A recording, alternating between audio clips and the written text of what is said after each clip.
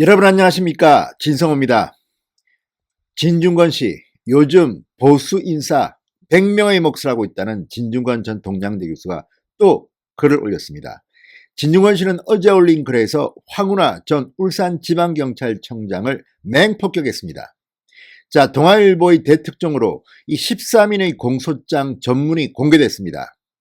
이 글을 읽어보면 황운하 전 울산지방경찰청장은 그냥 소환 조사도 필요 없다. 그냥 기소하면 된다. 이렇게 보입니다. 그래서인지 진중권 씨, 문재인 정권 그냥 핵심에 쏟아 부었습니다. 자, 이 진중권 씨의 글을 읽으면 황운하 전 울산지방경찰청장도 그렇지만 민주당과 문재인 청와대 모두에게 얼마나 많은 문제가 있는지를 여러분들은 아시게 될 겁니다. 자, 무슨 일이 벌어지고 있는 걸까요? 진성호의 융단 폭격 시작합니다.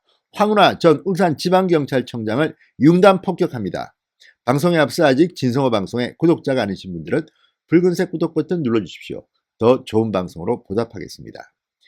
자, 황운하 전 울산지방경찰청장, 지금 피해자로 기소가 된 사람입니다.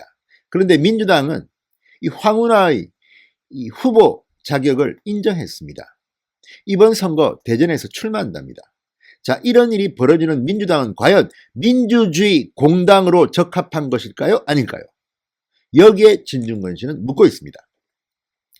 자, 진중권 씨, 8일 황운하 전 울산경찰청장이 자신의 기소장을 헛웃음을 참아가며 읽었다며 검찰을 비난한 데 대해서 한마디 했습니다.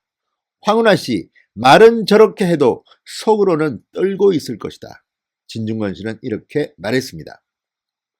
자, 진중권 전 교수는 페이스북을 통해 이렇게 말하면서 검찰이 조사도 안 하고 기소했다는 것은 바꿔 말하면 기소하는데 굳이 조사가 필요 없을 정도로 객관적인 물증이 확보됐다는 뜻이기도 하다. 이렇게 주장했습니다.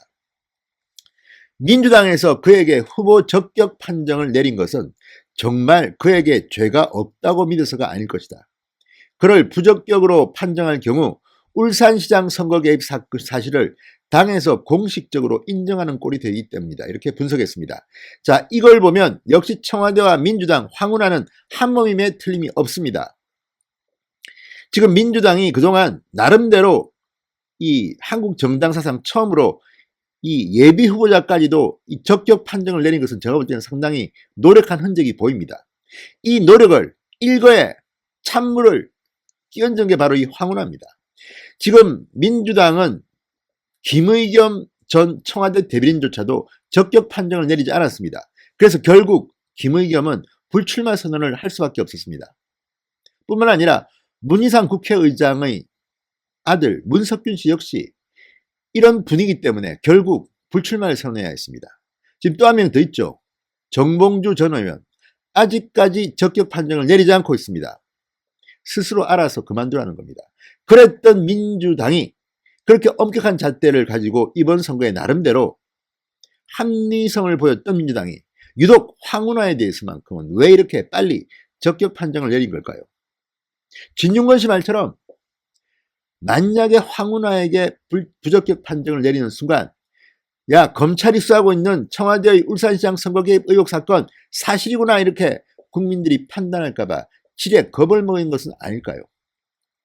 그렇긴 하지만 기소까지 당한 사람을, 그리고 언론을 통해서 이미 어느 정도의 사실관계가 확인됐다고 생각할 수 있는 사람에 대해서 국회의원 출마 자격을 줬다는 민주당, 얼마나 속으로 지금 겁을 먹고 있을까요? 여러분은 그렇게 생각하지 않으십니까? 진중권 씨는 계속해서 말합니다. 공소장에 대통령이란 말이 35번이나 나온다는 것은 검찰에서 그 책임이 임종석 비서실장을 넘어 그 윗선까지 올라갈 가능성을 배제하지 않고 있다는 것을 의미한다. 참고로 박근혜의 경우 공천 개입으로 징역 2년을 선고받은 바 있다. 그런데 선거 개입은 공천 개입과는 차원이 다르거든요. 공천이야 당내의 문제지만 선거는 국민의 참정권을 직접적으로 침해한 거니까요. 게다가 당시 재판부는 대통령의 묵시적, 명시적 승인이나 지시만으로도 유죄가 인정된다고 판단한 바 있다. 상황이 매우 스산하다, 이렇게 적었습니다. 박근혜 전 대통령은 이 청와대가 이 진박 감별한다고 이 여론조사하고 했던 그것 때문에 박근혜 전 대통령이 알지 모를지도 모르는 이런 상황 속에서도 법원은 징역 2년의 실형을 선고했습니다.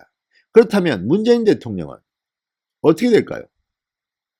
이거는 단순히 당내 경선의 문제가 아니라 울산시장 선거에 지금 청와대가 직접 개입했다는 의혹 사건입니다. 어마어마한 사건입니다. 탄핵감이 될지도 모르는 이런 어마어마한 사건을 놓고 왜 이들은 이렇게 황운하에게 적격 판정을 해준 걸까요? 진중권이 묻고 있습니다. 자, 진중권 씨는 이렇게 중대하고 심각한 사안이라 야당들은 계속 이 문제를 물고 늘어질 거다. 그런데 황운하에게 부적격 판정을 내린다면 야당들은 너희들 스스로 선거 개입을 인정하지 않았냐고 공격할 게 뻔하다. 그러면 선거에 적잖이 부담이 될 거다. 그래서 적합 판정을 내린 거겠죠. 그게 아니더라도 그를 요긴하게 써먹어 놓고 이제 와서 팽할 경우 그 불만으로 그가 무슨 짓을 할지 모르죠. 그래서 할 수 없이 적격 판정을 내린 것이다. 이렇게 주장했습니다. 자, 정말 황운하가 팽당하면 그 입에서 무슨 발언이 나올지 모릅니다. 그를 달래고 싶었을지도 모르겠습니다. 진중권 씨 말처럼 말이죠. 자, 진중권 씨는 말합니다. 황운하는 목숨 걸고 출마하려고 할 거다. 의원이 되는 것이 자기를 방어하는 데 유리할 테니까요. 의원이 되면 회기 중 불체포 특권을 누릴 수 있고 당의 의무 사격도 기대할 수 있거든요. 송병기도 이야기합니다. 송병기 전 울산시 경제부시장, 송철호 울산시장, 문재인 대통령 30년 절친의 최측근이었다는 송병기 전 울산시 경제부시장도 기소가 된 이후에 출마 선언을 했죠. 의원 신분을 방탄복으로 쓰리는 거다. 황운하도 지금은 아마 같은 심정일 것이다. 이렇게 힐난했습니다. 자, 지금 말이 안 되는 게 언론에 거의 도배되다시피 해서 보도됐던 송병기, 황운하 이런 사람들을 국회의원 출마를 시킨다? 민주당 이름으로? 이게 말이나 되는 법입니까? 정말 민주당 염치도 없습니다. 이렇게 정치하지 마십시오. 그나마 나름대로 적격 부적격 판정을 내리는 이런 시스템을 갖춘 민주당은 저는 잘했다고 봅니다. 그런데 그것이 김의겸 뭐 이런 사람들의 정봉주 등등에 적용되는 잣대와 황운하에 적용되는 잣대가 다르다면 이것은 공당이라고 할 수 있을까요? 아무튼 진중권 씨 요즘 정말 매일 한 건씩, 두 건씩, 세 건씩 합니다. 황운하, 진중권 씨의 글을 읽으면서 무슨 생각을 하고 있을까요?